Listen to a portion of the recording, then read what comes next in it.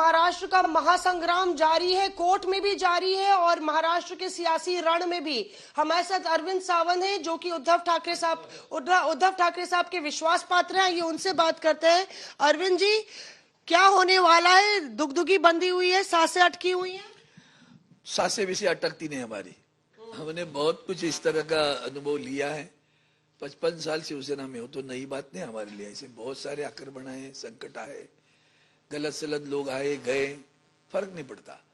संघर्ष तो हमारे पैदाइशी संघर्ष वाली संगठन है। अब ये जो दुख भी कुछ नहीं है। मुझे लगता है अगर संविधान को ऊंचा रखना है, उसकी गरिमा रखनी है, तो संविधान के तहत अगर निर्णय होंगे तो कुछ भी नहीं बुरा हुआ। सरकार गई तो भी संविधान ऊपर रहना चाहिए।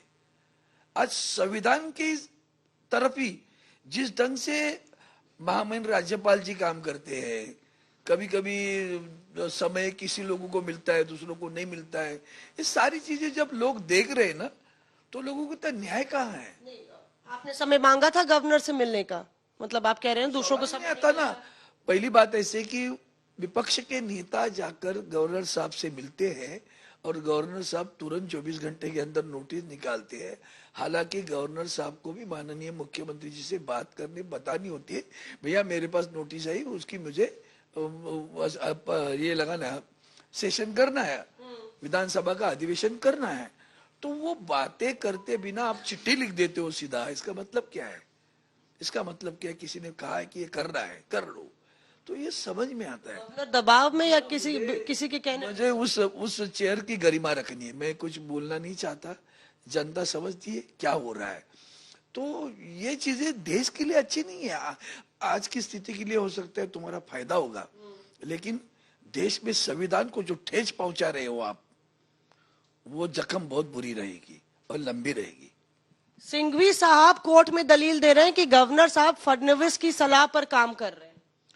वो तो भाई कोर्ट में वो क्या कहे उसके ऊपर मुझे नहीं कहना है कुछ। वो तो दुनिया देख रही ना। वो जाकर गए क्या और 24 घंटे हुआ क्या? इतना बड़ा क्या हुआ है? आज राज्य के सामने इतनी समस्याएं हैं। बारिश अभी भी नहीं हो रही है बराबर, देर हुई है बहुत। किसान परेशान है, बेरोजगार परेशान है, महंगाई से परेशान है।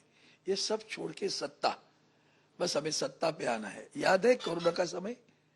याद है कोरोना का समय? कोरोना के समय में भी हमने मध्य प्रदेश में चुनाव लिया, उनकी इस्तीफा ले ली थी, लोग मरे, लेकिन पहली सत्ता। ये तो जिनका तत्व बना, उनसे सत्व की क्या अपेक्षा करती हूँ?